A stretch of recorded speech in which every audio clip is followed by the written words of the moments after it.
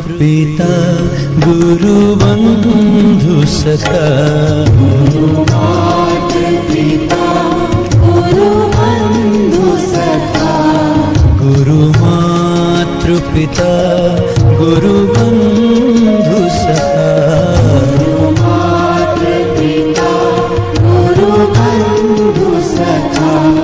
तेरे चरणों में स्वामी मेरे कोटि प्रणाम, तेरे चरणों में स्वामी मेरे कोटि प्रणाम, तेरे चरणों में स्वामी मेरे कोटि प्रणाम, तेरे चरणों में स्वामी मेरे कोटि प्रणाम। प्राणनाथ तुम्ही, हृदयनाथ तुम्ही, नाथ तुम्हें हृदयनाथ तुम्हें, प्राणनाथ तुम्ही, हृदयनाथ तुम्ही, नाथ तुम्हें हृदयनाथ तुम्हें। तेरे चरणों में स्वामी मेरे कोटि प्रणाम, तेरे चरणों में स्वामी मेरे कोटि प्रणाम, तेरे चरणों में स्वामी मेरे कोटि प्रणाम, तेरे चरणों में स्वामी मेरे कोटि प्रणाम। तुम ही शक्ति हो, तुम ही भक्ति हो, तुम्ही शक्ति हो, तुम्ही भक्ति हो, तुम ही शक्ति हो, तुम ही भक्ति हो, शक्ति हो, तुम्ही भक्ति हो, तुम ही मुक्ति हो मेरे सांभ शिवा, तुम्ही मुक्ति हो मेरे सांब शिवा, तुम ही मुक्ति हो मेरे सांभ शिवा, मुक्ति हो मेरे सांब शिवा। प्राणनाथ तुम्ही, हृदयनाथ तुम्ही, हृदयनाथ तुम्हें, तेरे चरणों में स्वामी मेरे कोटि प्रणाम, तेरे चरणों में स्वामी मेरे कोटि प्रणाम। तुम ही प्रेरणा, तुम ही साधना, तुम्ही साधना, तुम ही प्रेरणा, तुम ही साधना, प्रेरणा तुम्ही साधना, तुम ही आराधना मेरे भोले शिवा, मेरे भोले शिवा। तुम ही आराधना मेरे भोले शिवा, मेरे भोले शिवा। प्राणनाथ तुम्ही, हृदयनाथ तुम्ही, हृदयनाथ तुम्हें, तेरे चरणों में स्वामी मेरे कोटि प्रणाम, चरणों में स्वामी मेरे कोटि प्रणाम। तुम ही प्रेम हो, तुम ही करुणा हो, प्रेम हो, तुम्ही करुणा हो, तुम ही प्रेम हो, तुम ही करुणा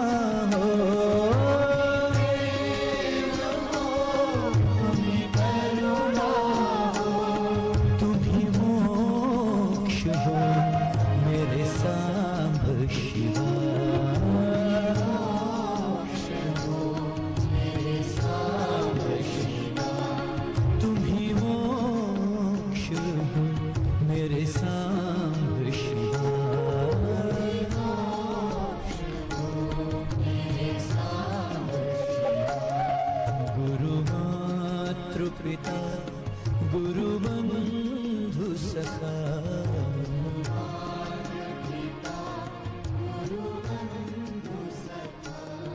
तेरे चरणों में स्वामी मेरी कोटि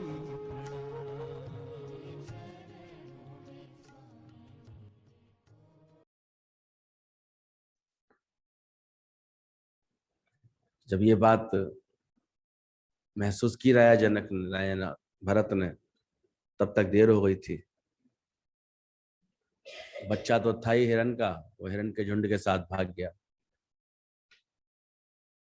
फिर अंत समय में उनकी वृत्ति क्या हो गई, उनका भी अंत समय अचानक आ गया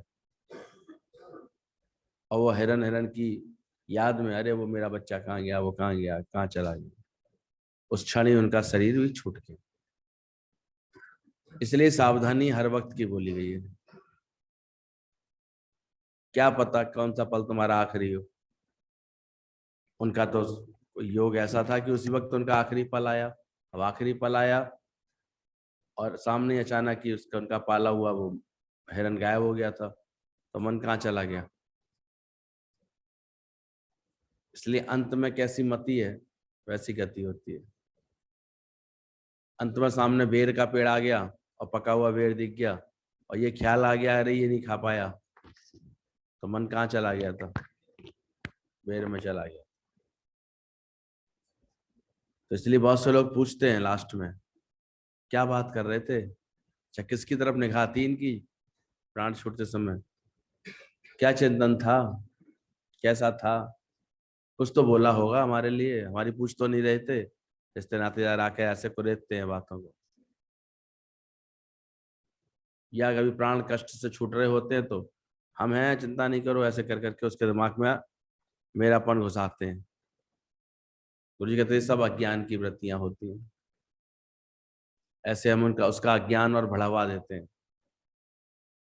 जो समझदार लोग होते हैं वो ऐसे समय पर तुरंत जहां उसकी श्रद्धा है, भक्ति है, उनको आगे रखते हैं। किसी गुरु का फोटो, भगवान की जिसमें निष्ठा उसका फोटो, ओम का चित्र, ओम की ध्वनि, ये सब रखते हैं। तो फिर उसका मन इधर उधर ना भटक करके अंतकाल में सीधे परमात्मा के चरणों में रह सकता है। अभी देखो तुमको इस तरह की समझ आ गई है कि कहीं कोई अचानक केस दिखाई दिए कि बिल्कुल उनका अंतिम समय है, सांसें आखिरी चल रही है, तुम उसे क्या याद दिलाते हो, उल्टा हाय करके तो नहीं चले आते उसके निकट। या तुमने इतनी से विवेक से काम लिया कि चलो शुक्र है, इसको अंत समय तो हम परमात्मा का सिमरन करा दें, सत्य का सिमरन करा दें। इसलिए भरत का जीवन भटका और कहते उसके बाद एक जन्म उसको हिरण का लेना पड़ा। फिर हिरण की तो फिर ये तो कर्म योनियां होती हैं, भोग योनियां होती हैं जानवरों की, वो पूरी योनि भोगी उसने। लेकिन दैव योग से उसको याद रहता था, तो हमेशा आंसू बहाता रहता था कि अरे कहाँ मैं मुक्त होने जा रहा था, कहाँ मेरी ये हालत हो गई। और फिर कहते हैं उसने दूसरा जन्म हुआ जब उसका, तब एक ब्राह्मण के यहाँ फिर से पुत्र के रूप में हुआ। लेकिन उसको वहां भी स्मृति रहती थी कि मैं कितना मुक्ति के मोड़ पे बैठा हुआ था और कहाँ फंस गया। कहते हैं फिर वो जड़ भरत कहलाए, बड़ी जड़ता के साथ रहते थे वो, उनका मन कहीं नहीं अटका। वैराग्य जो उनके चित्त में एक स्थिति बन जाती ना, एक मन की स्थिति होती है, हम देखते हैं ये जन्मों जन्मों के संस्कार एक ऐसी स्थिति बना देते हैं, ऐसे संस्कार दे देते हैं अंदर में कि वो देखो बच्चा कभी कभी उसी संस्कार के साथ पैदा होता है, वही उसके अंदर की वृत्ति होती है। कोई बच्चा देखो बहुत ज्यादा रोएगा पीटेगा, समझ जाओ उसके कहीं से बहुत ऐसे कोई कष्ट से पाए हैं, कोई उसके लिए बहुत छटपटा रहा होगा, रो रहा होगा। बच्चे भी यहाँ बहुत रोते हैं और शांत है, एकदम से स्थिर है, तो समझ में आता है कहीं ना कहीं योगियों के कुल से आया। वहां इसके जाने के बाद भी सब शांत होंगे, वहां किसी तरह का कोई हलचल नहीं होगी, स्थिरता होगी, तो बच्चा भी बड़ा शांत है एकदम से, उसे भी कोई किसी तरह का कोई कष्ट नहीं लगता, कोई बात नहीं लगती। इतने हमारे ज्ञान के वाइब्रेशंस काम करते हैं। लेकिन कब चूक हो जाए, भरत से कैसे चूक हो गई राजा भरत से, और कैसे उसको जड़ भरत के रूप में आना पड़ा, और जड़ भरत बनने के बाद कैसे उसने फिर सारा जीवन अपना ऐसे बिताया। वो तो बीच में एक लीला और हुई उसके साथ, राजा की रघुकुल की पालकी जा रही थी, पर ये जड़ भरत सा, जड़ भरत मतलब अब इसका मन किसी बात में नहीं था। हम जो भी कुछ करते थे वो हमारा मन पहले होता है उसमें, लेकिन इसका मन किसी बात की अटक में नहीं था। तो धीरे धीरे घर परिवार वालों ने भी कह दिया, तो बोले तू जा भाई, तो भगवान के नाम जपता है वही जप। भाइयों ने कहा तो बेकार है, कोई जिम्मेदारी देते हैं तो भली तरह से पूरी करता ही नहीं है, तेरे को समझ ही नहीं पड़ती है कि मैं अपना इसमें क्या लाभ करूं। दुनिया में तो काम करते लोग लोभ के लिए, लाभ के लिए। अब उधर ना लाभ था ना उसको कोई लोभ था, तो वो तो क्या करेगा। ऐसे व्यक्ति को दुकान में बैठा दो तो जितने की आई उतने में दे देगा, उसमें क्या था, उसे प्रॉब्लम ही नहीं लगेगी कोई। और जिसको पता है मुझे इसके ऊपर टैक्स भी देना है, इसको पता है मुझे इससे 2 पैसे बनाने हैं, मुझे आगे ये वैरायटी को आगे और बढ़ाना है, ऐसे करना है, तो वो 4 बातें सोच करके करेगा कार्य। वो व्यापारी है तो व्यापार की तरह करेगा, कोई योगी है तो योगी की तरह करेगा, उसको दिक्कत नहीं होती। तो जरूर उसके घर परिवार वाले उसको फिर ऐसे बोलते थे, तो ऐसे बैठा हुआ था। रघुकुल की पालकी का एक कहार बीमार पड़ गया।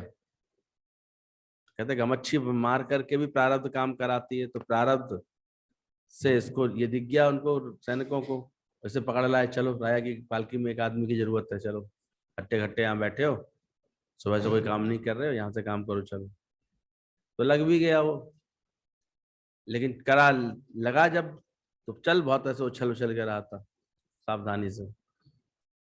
राजा भी उचक रहा था बार बार, बोले कौन आ गया ये, इसकी वजह से पालकी ठीक से नहीं चल रही है। बोले एक नया है महाराज। महाराज ने देखा, कहा भाई बहुत ज्यादा बोझ है क्या पालकी का तेरे ऊपर, चला नहीं जा रहा। राजा ने भी थोड़े कटुता से व्यवहार किया, तो हंसने लगा। बोले हंस क्यों रहा है। बोले महाराज आपने बात ही ऐसी कह दी, मेरे पर कैसा बोझ। बोले क्या मतलब, पालकी का बोझ कंधे पर है, कंधे का बोझ कमर पे है, कमर का बोझ टांगों पर है, टांगों का बोझ धरती पर है। ये तो मैं मेरे से कोई अचानक जीव हत्या ना हो कोई, इसलिए देख करके संभल के चल रहा हूं मैं। प्रधान ने कहा ये कैसी बातें कर रहा है ज्ञान जैसी। बोले तुम पे कोई बोझ ही नहीं है। बोले ना मेरे पर कोई बोझ नहीं, ये तो इंद्रियों का धर्म है, ये अपने आप कर रहे हैं। राजा को भी एकदम से ज्ञान की तलाश थी, विवेकवान था राजा, तो तुरंत पहचान लिया ये तो कोई साधारण व्यक्ति नहीं। कहते हैं पालकी रुकवाई और उसको ही आकर के नमस्कार किया कि जिस गुरु की तलाश में मैं जा रहा हूँ वो तो तुम मुझे रास्ते चलते मिल गए हो। अब तुम मुझे ऐसा निश्चय पक्का कराओ कि मैं भी अपने आप को देहाध्यास से रहित रखूं, और मैं भी तुम्हारी तरह प्रसन्नता के साथ रहूं। ना तुमको शब्द लगे, ना तुमको बोझ लगा, ना तुमको कोई हालत लगी, ना कोई परिस्थिति लगी। मैं बहुत देर से तुम्हारे संग किए गए व्यवहार को देख रहा हूँ, पर तुम उतने ही शांत बने हो। ये कथा आती है शास्त्रों में कि उसके बाद कैसे वो जड़ भरत ने अपनी स्थिति संवारी ऐसे, और उसके बाद अपनी मुक्ति को पाया। बाकी जीवन भर उनसे रहा, ज्ञान का ही कार्य रहा होगा। जब ज्ञान अंदर में आ जाएगा तो क्या होगा, ज्ञान से ही व्यवहार होगा, ज्ञान का ही कार्य होगा, ज्ञान से ही व्यक्ति चलेगा। हमें व्यक्ति जब सही समझ आ जाती है अंदर में तो गुरु की कृपा से हमको सच्ची वसीयत यही मिल जाती है, अपने में विश्वास। मैं तो हूं विश्वास में। आज स्मरण कर रहे हैं हम पापा जी को, चतुर्थ स्मृति दिवस है उनका। आज जो हम जितने सुखों में बैठे हैं, इतने एक सुख के साथ नित्य ज्ञान का अभ्यास कर रहे हैं, तो बहुत से ऐसे नींव के पत्थर हैं जिनके ऊपर ही कुछ बिल्डिंगें बनती हैं। तुम्हारे पिताजी भी उसी नींव के पत्थर के समान हैं, चाहे तो उस घर की नींव रखी गई या चाहे इस हॉल की नींव रखी गई।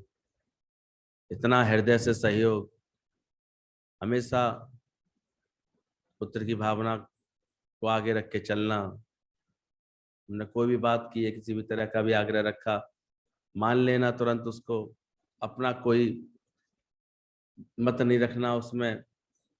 कैसे इसके जो ये सोच रहा है वैसे कार्य होते, या उसमें जो भी सहयोग कर सकते हैं करना, उनको तुरंत अपने तन का, मन का, धन का, ये सब सहयोग रखना हर बात में। तो आज हम देख रहे हैं धीरे धीरे उनके अंदर भी गुरु के लिए, ज्ञान के लिए, सत्संग के लिए ऐसा एक सुंदर भाव अंदर का बन गया था, जो आज इतने अमरता के साथ हम लोग याद करते हैं। याद है हमको कि कैसे आदतें थी, जो कुछ दुर्बलताएं थी, वो कैसे संगत से जुड़ते जुड़ते गुरु के पास आते आते उन्होंने धीरे धीरे अपनी जीत ली थी, बदल लिया था। गुरु जी की एक फटकार ने, कह रहे वैसे होकर के तुम अभी सिगरेट के गुलाम होते हो, सिगरेट की गुलामी तुमको अभी है। वो डोज एक ऐसी थी, उनकी सरलता ऐसी थी, कांप गए भैया। मैं तो कांप गया, गुरु जी क्या आगे बोलते भी ऐसे थे। अब आज के बाद मैंने छोड़ दी, और छोड़ा भी, और उसका कल्याणकारी लाभ भी देखा। बीमारी का अटैक आया लंग्स के ऊपर, बहुत भयंकर। डॉक्टर ने भी कहा ये तो बहुत अच्छा हुआ जो उनकी 2-3 महीने पहले से ये छूटी हुई थी, वरना ये बहुत क्रॉनिक बन जाता। प्राण रक्षा भी जैसे गुरु ने कर डाली उसके ऊपर। तब लगता है कोई कर सके ना, गुरु ने ऐसा काम किया है, उम्र भर का एहसान किया है। कैसे सदगुरु जब आता है जीवन में, तो एक एक के ऊपर ऐसे, एक एक को, किसी के भी घर में उनका पैर रखना व्यर्थ थोड़ी जाता था। जिस घर में पैर रख दिया उन्होंने, फिर तो एक एक की सहज जिम्मेदारी उनके ऊपर होती है। और कब कब में उनका आचरण इतना सुंदर होता है गुरु का, तो कि जो भी आया बिक गया मोहन तेरे दरबार। यहाँ तक देखा हम लोगों ने, विरोध करने भी आने वाले भी उनके ऐसे रंग में रंग जाते थे, उनके प्रेम में रंग जाते थे। और पापा तो हमारे विशेष ही उदार और ऐसे सरल हृदय के स्वामी थे। हमेशा एक भोला, क्योंकि भोले के उपासक भी थे, भोला ही इनको पसंद था।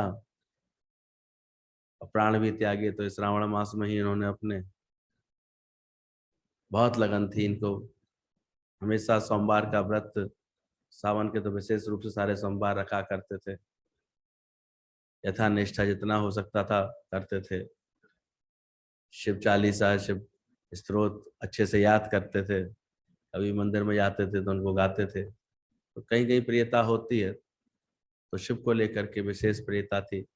और यही परिणति हुई बाद में, जब गुरुजी के दर्शन किए, बोले अरे ये तो भोले बाबा हैं बिल्कुल। जब गुरुजी की एक बार तेज वाणी चली, कहते हैं अरे ये तो भोले बाबा ही हैं। और उसके बाद उनका सहज नियम बन गया कि जब भी शिवरात्रि का दिन होता, वो जहाँ भी गुरुजी होते, एक बार दिल्ली भी गए, एक बार बनारस भी गए, एक बार लखनऊ भी गए, वो पीछे पीछे पहुंच जाते थे। और हम भी पूरा सहयोग रखते थे, 2-4 प्रेमियों को साथ करके उनको जरूर भेजते थे कि आपकी भावना है, जैसे ये वाला दिन तो जैसे आप ही के लिए, हम यहाँ बैठे ही हैं, आपको क्या आइए, मिल करके आइए। बड़े खुश होते थे। और फिर गुरुजी कृपा करते थे, किसी ना किसी को भेज दिया करते थे जब हमारे यहाँ पर, तो उससे भी बड़ा अच्छा लाभ लेते थे। ऐसा सहज, किसी के प्रति भाई जैसा व्यवहार, किसी के प्रति पिता जैसा व्यवहार करके, किसी दीदी के प्रति हर एक को ऐसे सरलता से मिलना, उनके रहने सहने की व्यवस्थाओं में पूरे उमंग से भाग लेना अंदर से। सत्संग कैसे हो रहा है उसका पूरा, भले हम देखते थे कोई भी आता था तो तब उनकी समय ऐसे भूल जाते थे कि दुकान कब खोलनी है, वो थोड़ा सा 1-आध घंटा आगे पीछे खींच लेते थे ऐसे, फिर करते थे। कार्य को भी उन्होंने बड़े ऐसे जिम्मेदारी से किया, जो भी सामने आया। और सच बात है, जैसा कहा गया, मोल छल छिद्र कबहू नहीं भाया। तो कभी भी उनके अंदर ऐसी कोई भावना हमने व्यवहार में भी, कार्य में भी कभी ऐसी नहीं पाई। हमेशा बस एक ही भावना, तुम अपनी चीज ले जाओ भाई, जो भी हिसाब बने कर जाओ, ले जाओ, उनको नहीं चाहिए। इसलिए हमारे यहाँ बड़ी हैरानी हुई है। मैंने किसी से कहा हमारे यहाँ 15-15 साल तक की चीजें रखी हुई हैं किसी की। बोला 3 साल से ज्यादा रखता है क्या कोई? खत्म हो जाती है तो खराब हो जाती है। हमने कहा हमारे यहाँ धीरज है, तसल्ली है, आ जाए जब आ जाए ले जाए, और लेके गए जाते हैं लोग। अभी थोड़ा हमने उसको कम किया है, 8-10 साल तक ही रह गया केवल। अब इतनी पुरानी वो तो निश्चित रूप से नहीं आने वाला कोई। उसका भी लाभ देखा हमने, अभी जरूरत थी तो कैसे एक, अगर हम अपनी सही नेक नियति में रहते हैं, हमेशा कार्य ठीक से करते हैं, तो परमात्मा की भी बरकत हमेशा होती है, हमेशा वो साथ देता है। कोई फालतू संसार के एम्बिशंस नहीं पालना। हाँ, एक दौर था, बॉस कहे आते थे, शौक था, हाँ, शौक में रहते थे, दिलदार थे, यारों पर दिल से लुटाया था।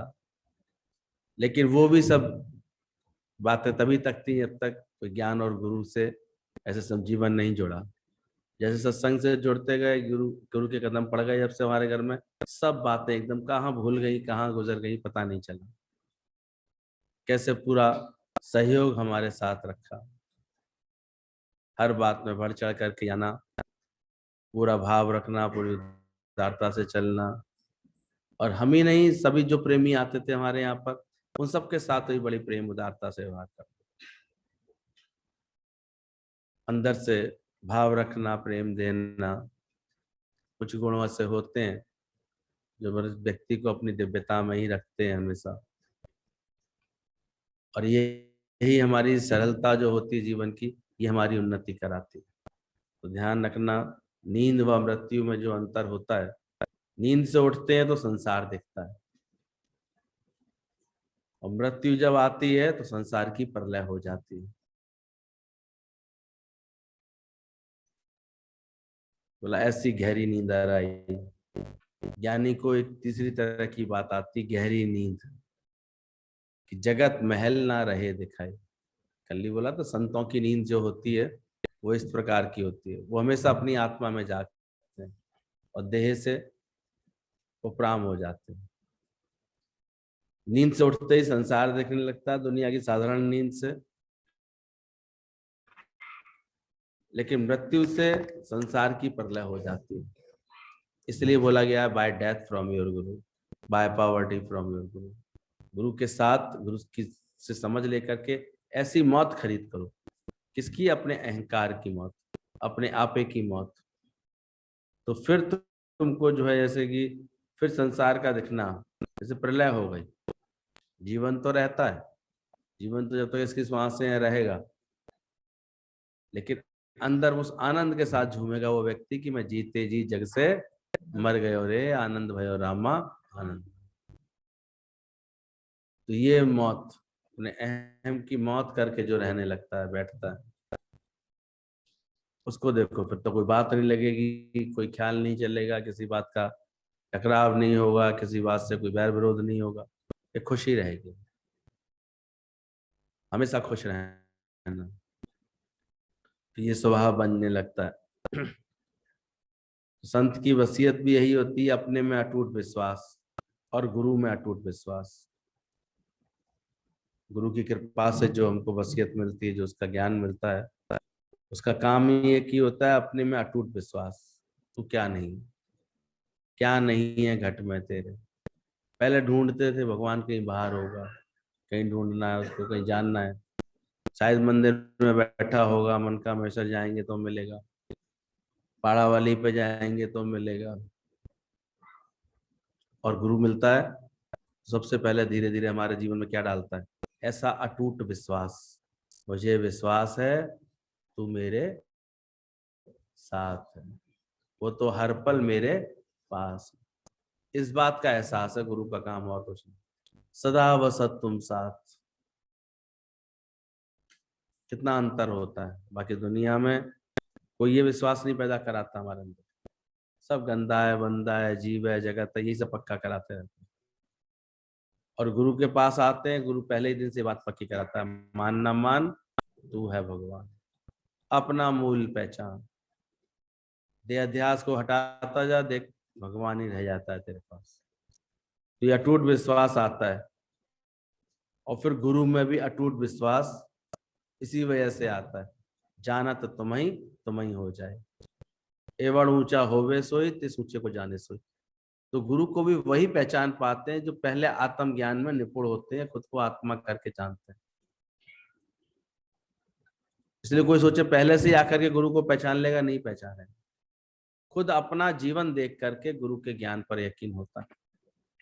खुद अपने जीवन में अगर परिवर्तन नहीं आ रहा है, उन्नति नहीं दिख रही है, ऊंचाइयां नहीं दिख रही है, तो हम कदाचित गुरु पर विश्वास नहीं कर पाते। जहां तक हम लोग अपने हम लोगों के जितने भी ज्ञान के साथी, सबका अनुभव यही है कि आज अपने जीवन में ये बात देखते हैं जब, अरे ये शांति किस वजह से, ये ऐसी उपरामता किस वजह से, कैसे ये बिल्कुल भी भाता नहीं है, कैसे कोई चीज ऐसे कोई दुख लगता ही नहीं है, कोई ख्याल चलता ही नहीं।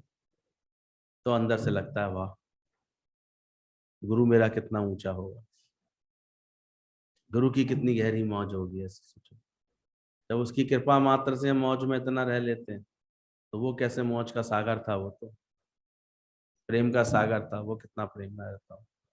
तो फिर गुरु में भी अटूट विश्वास आता है, टूटे गांठा नार, फिर कोई टूटता नहीं है मनुष्य कभी, ऐसे जुड़ा रहता है हमेशा उससे। तो ध्यान रखना, ये जब गुरु मिलता है, संतों की वसीयत ही दो ही होती है, अपने में विश्वास और गुरु में अटूट विश्वास। कभी टूटे ना,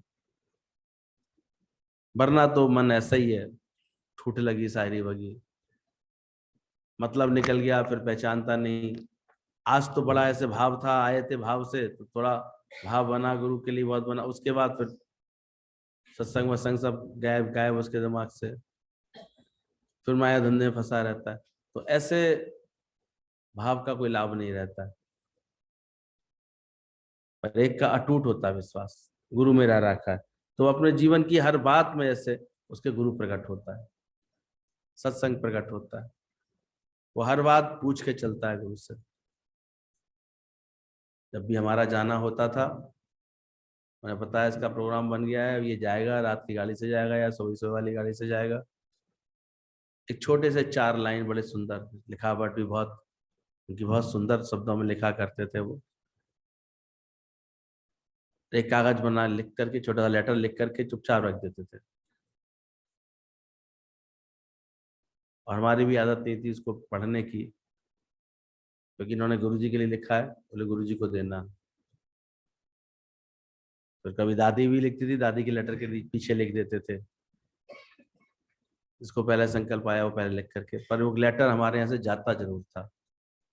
हमने तो कदाचित कभी नहीं पढ़े उन लेटर में उन्होंने क्या लिखा, पर इतना है गुरुजी ने उन्हीं को पढ़ करके, अगर जितनी आवश्यकता होगी हमारे को कहाँ कहाँ कैसे कैसे गढ़ने की, उन्होंने उसी तरह से हमको गढ़ा होगा। अगर लिखा होगा उन्होंने, हमको नहीं पता क्या लिखते थे।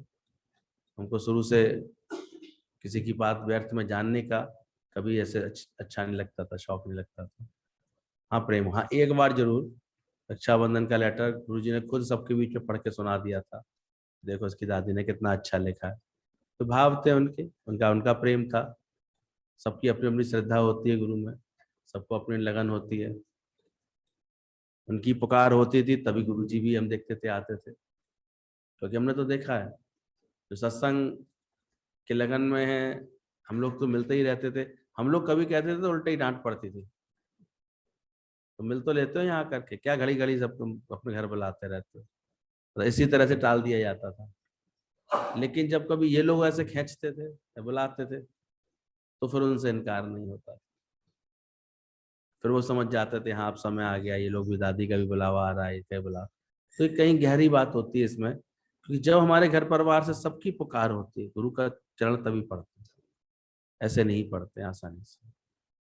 जब बुलाते हैं भगत अपनी खुद ही को मिटाकर, तो फिर भगवान से इनकार नहीं, वो पहुंच जाते हैं अपने आप।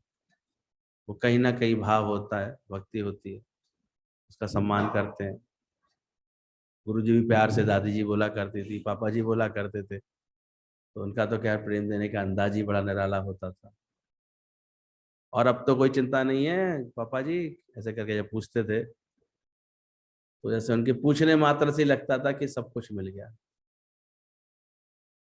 क्योंकि खत्म ही सारी चिंताएं उन्होंने की थी, सारी बातें जीवन की खत्म उन्होंने की थी, सब ख्याल हटा दिया। जहां जहां मन अटका था, कोई कोई ऐसी दो चार घटनाएं थी हमारे घर परिवार की जिनका बार बार चिंतन आता था या उनके बारे में सोचना आता था कि अरे ये काम हो जाता, ये बात कैसे अटकी पड़ी है, कैसे, वो सब तो ऐसा ज्ञान वैराग्य सुनाते थे, वो सब खत्म वहीं की वहीं।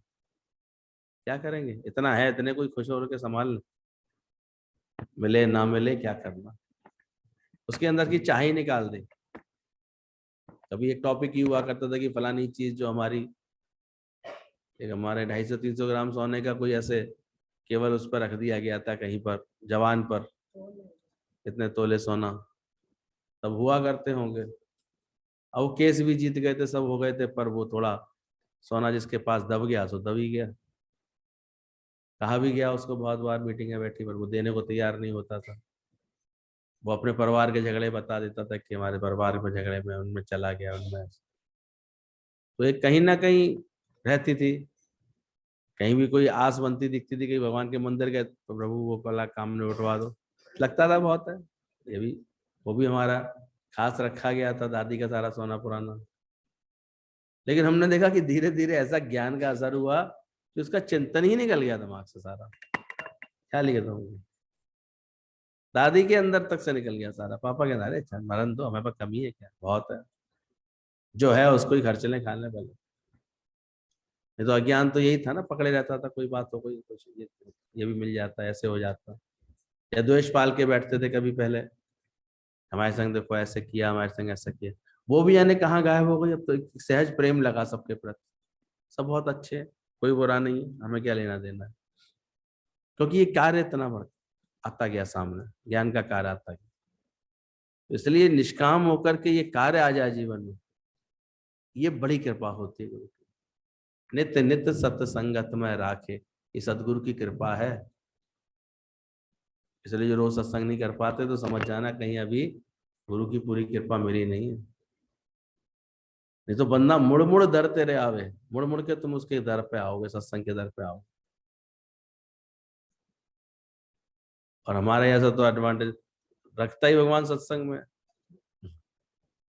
चाहे कैसी भी बात हो जाए।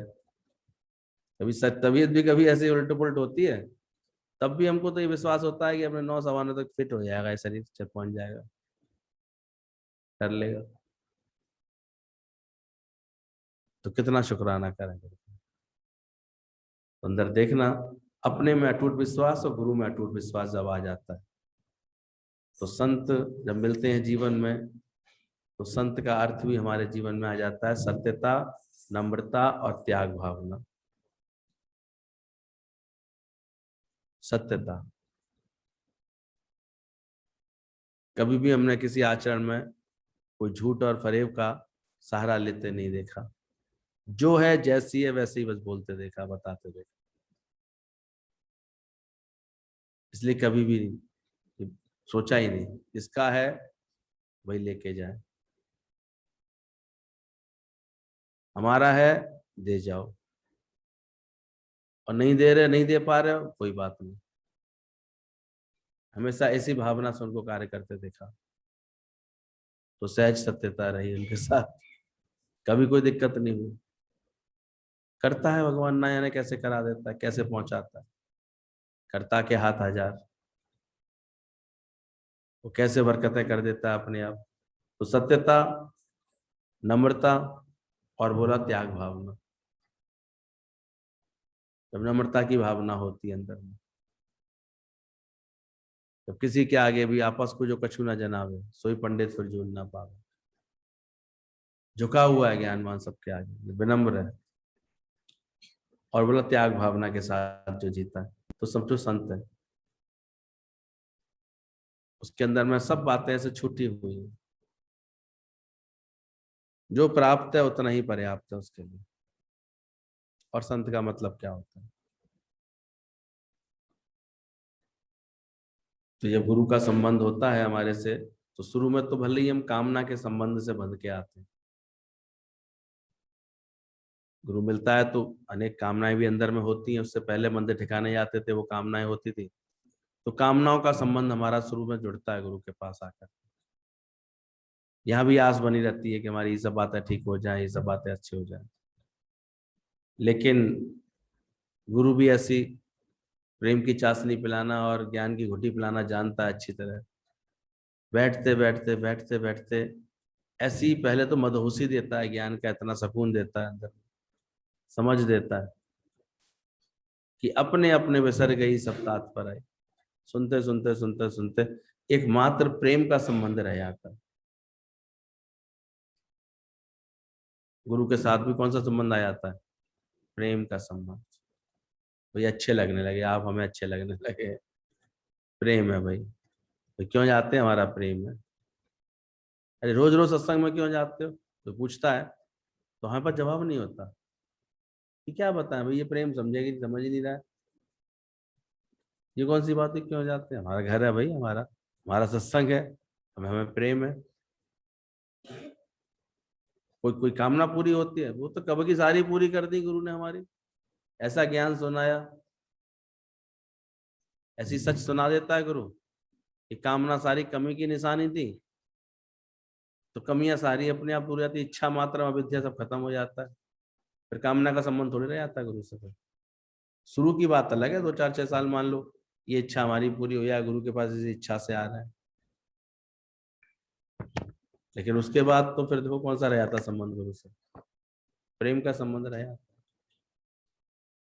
और प्रेम गली अति सांकरी, जहाँ में दो ना समाये, दो नहीं रहते, एक ही रहता है, एक गुरु ही रहता है केवल।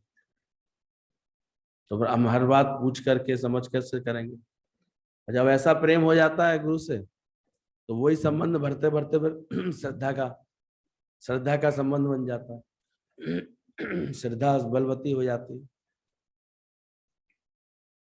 अब सेठ कहे सागर का पानी मीठा, तो कहिए हाँ जी हाँ। अपने आप ही मन इतना अच्छा हो जाता है। गुरु जो कहे, जो बात बोले, जैसे बताए, बहुत अच्छे, ये बिल्कुल ठीक है। लोग अपने आप ही, तुम्हारे घर परिवार वाले बोलेंगे इन्हें तो हर बात गुरु से पूछ के ही करेंगे, इन्हें कुछ भी कह लो। क्योंकि इनकी श्रद्धा कहाँ है? गुरु में श्रद्धा है भाई इनको। इनको पता है गुरु मेरा रखा है। कैसे उसकी सारी चीजें एकदम से मिटने लगती हैं।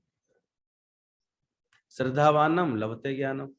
और जहाँ श्रद्धा के संबंध जुड़ा गुरु से, तो वही ज्ञान का लाभ भी मिलता है। और ज्ञान का लाभ मिलता है तो सारे विकार देखो अपने आप धूमिल हो जाते हैं, चले जाते हैं। तो गुरु के पास संबंध आपसे आते जरूर है कामना के संबंध में, लेकिन धीरे धीरे प्रेम का संबंध बदलता जाता है, तो अंदर में आनंद आता है। शुरू में आते हैं तो एक उमंग रहती है, कामनाएं जरूर भरी रहती है, इच्छा रहती है हो जाए ये हो जाए। कुछ कुछ जैसे छोटे बच्चों को लॉलीपॉप भी दी जाती है ना स्कूल आने के लिए, अट्रैक्शन। तो ऐसे ही टीचर के पास जाते हैं, लगता है कुछ हमारी इच्छाएं पूरी हो गई।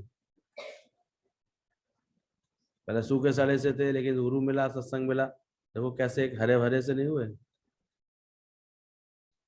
जीवन में प्यार की कामना थी, वो भी क्या आगे पूरी हुई। जहाँ सही समझ मिली गुरु की, वहां अपने आप बात समझ में आ गई कि प्रारब्ध तो फिक्स है, समय तो फिक्स है, सब समय से मिलेगा। और कभी कभी गुरु के संग आते आते समय भी आ जाता है, देखता रहे तो 4 दिन सत्संग गया मेरा, तो इतनी बड़ा ये काम, इतनी बड़ी व्यवस्था बन गई, ये बात बन गई, मेरा ये काम पूरा हो गया। तो शुरू शुरू में कामना के संबंध के भी फल निकल के आते हैं, लेकिन बन जाता धीरे धीरे फिर गुरु से प्रेम का संबंध। और प्रेम के संबंध के बाद बोला श्रद्धा का संबंध हो जाता है उनका गुरु से। और श्रद्धा का संबंध सभी जानते हैं ज्ञान का लाभ कराता है।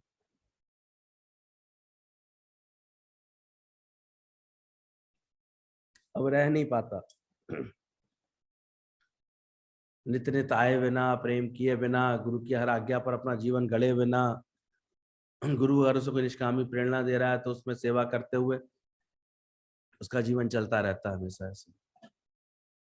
और उसकी श्रद्धा की आंखें न जाने कितने चमत्कार देखती हैं,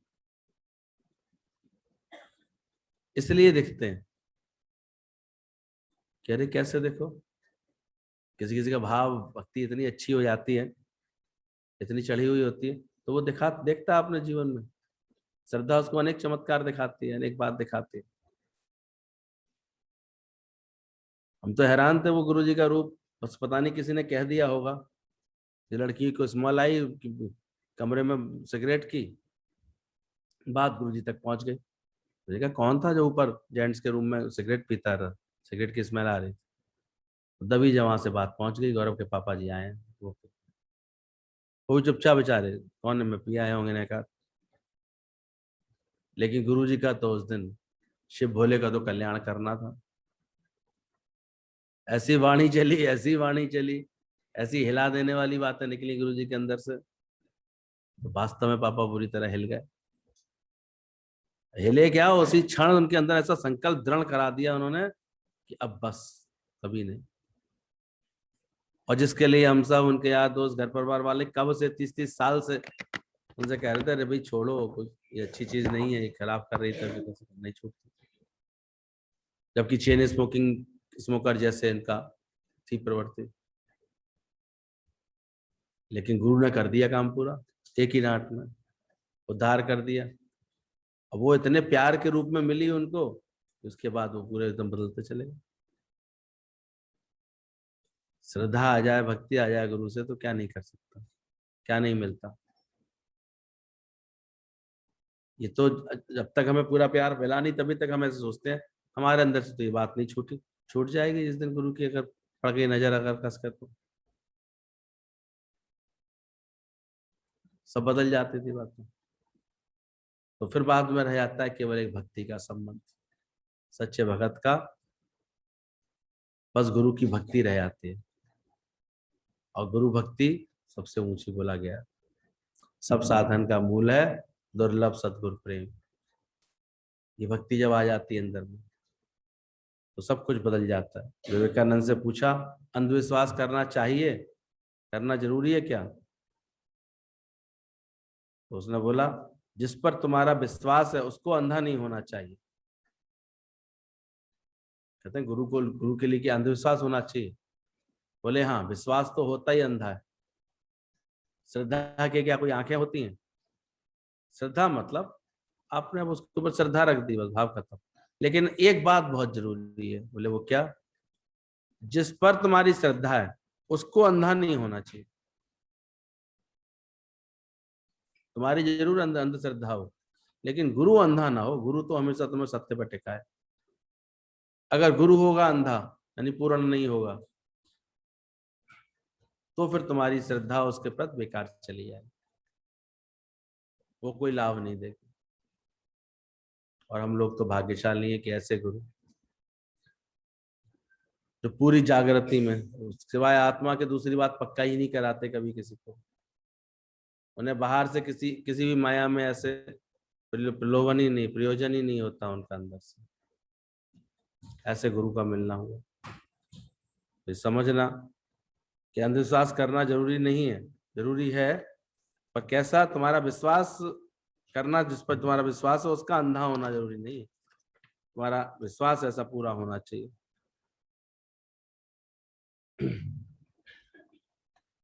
इसलिए गुरु मिलता है तो हमारे जीवन में ऐसा प्रकाश भर देता है।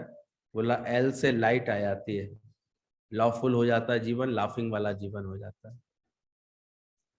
LIFE लाइफ की डेफिनेशन भी इसमें बताई है गुरुजी ने। लाइट हो जाती, हल्का, प्रकाशित भी और हल्का हल्का।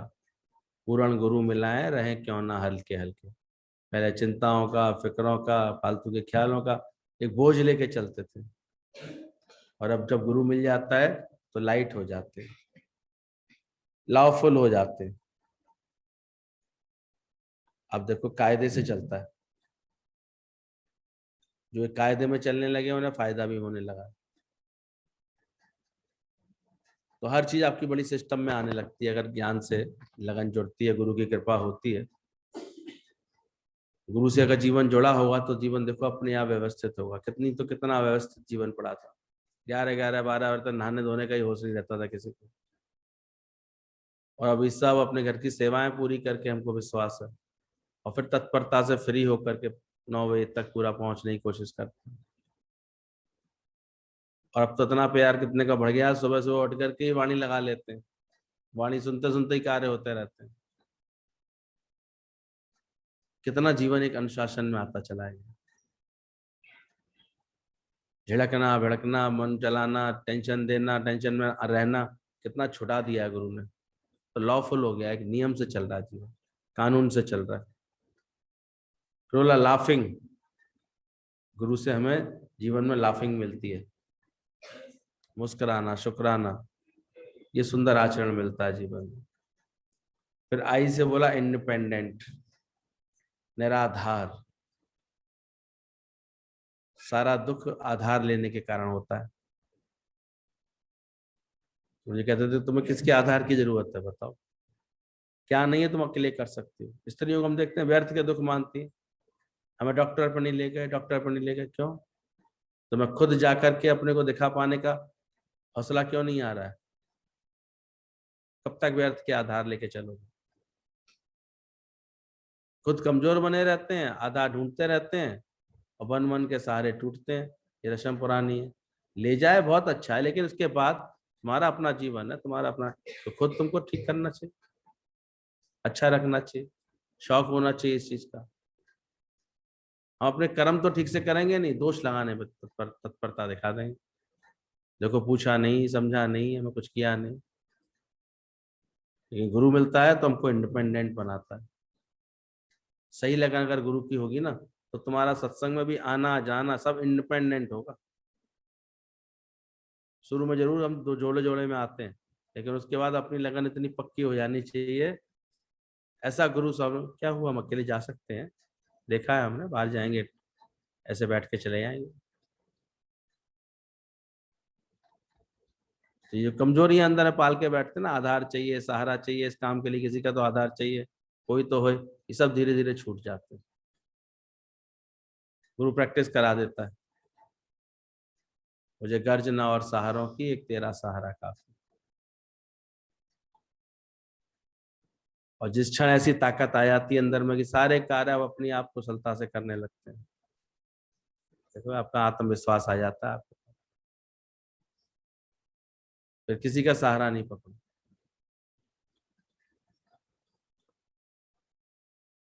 लंगड़े थोड़ी है, किसी बैसाखी का सहारे की जरूरत है हमें। लंगड़ी हो क्या? अपनी अकल से चलना, अपनी खुशी से चलना, अपनी समझ से चलना आ जाता है। ये तो दुनिया ने तो यही ऐसा ही रूप बनाया है। कल भी किसी से बातें कर रहे थे, हमने कहा देखो शादी करके उसने सोचा ये छोटे शहर से, ऐसे घर से हम लड़की को ले आए हैं, अब ये जीवन भर हम जैसे नचाएंगे वैसे नाचती रहेगी।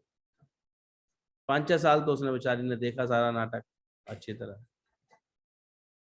बार बार कोशिश करती रही बेचारी, लेकिन देखा जब लक्षण है ही नहीं बिल्कुल भी, कोई ऐसा ना प्रेम दिखाई देता, हर समय टोका टाकी दिखाई देती है, हर जगह ऐसे हर समय ऐसी बात दिखाई देती है, समझदारी कोई दिखाई नहीं देती है। तो होना पड़ता है।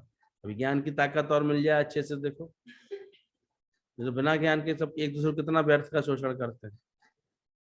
ये सत्संग हमारे जीवन को कैसे बनाता है? इंडिपेंडेंट। मेरी खुद की खुशी किस पर आधारित होनी चाहिए? मेरे स्वयं पर। यह अकल आ जाती है सत्संग समझ के, इंडिपेंडेंट। अब इंडिपेंडेंस डे तो निकल गया बड़े आराम से, और तुम हुए, तुम्हें किसी सहारे की आवश्यकता तो नहीं। फिर तीसरा गुण आता है गुरु की कृपा से, फॉरगिव एंड फॉरगेट, माफी देना और भुला देना। और देन बोला चौथा, अपने आप ही आ जाता है जीवन में, एंजॉय द लाइफ। फिर ऐसी समझ वाला व्यक्ति हर हालत में क्या करता है? एंजॉय करता है, खुश रहता है। क्या सुना रहे हैं? बहुत ने पाया पापा का प्यार।